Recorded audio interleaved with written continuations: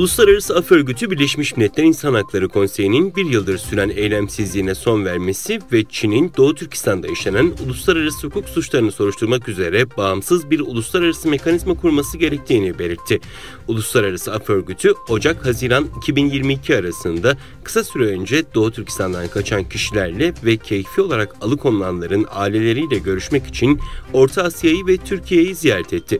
Yakın zamanda Doğu Türkistan'dan kaçanlar ve alıkonulan kişilerin aile üyeleri Uluslararası Af Örgütü'ne bölgede insanların yalnızca dini inançları ve etnik aidiyetleri nedeniyle hala zulme uğradığını söylüyor.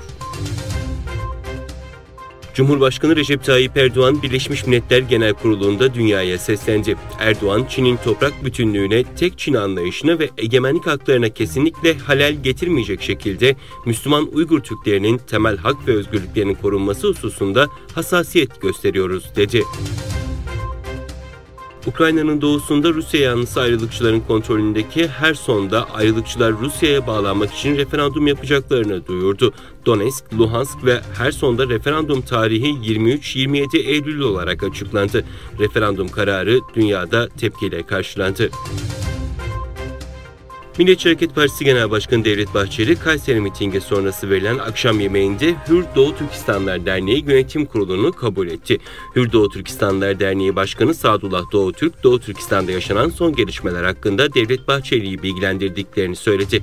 Konuşmaların ardından Devlet Bahçeli'ye gökbayrak temalı Doğu Türkistan haritası armağan edildi. Devlet Bahçeli, son yıllarda Doğu Türkistan'da Uygur Türklerine yapılan soykırıma sessiz kalmakla suçlanıyor. Japonya'da pazar sabahından beri Nanmadol tayfunu etkili oluyor. Çok sayıda toprak kayması ve sel olayı yaşandı. Arama kurtarma ekipleri fırtınanın şimdiye kadar 2 kişinin ölümüne, 90 kişinin ise yaralanmasına neden olduğunu açıkladı.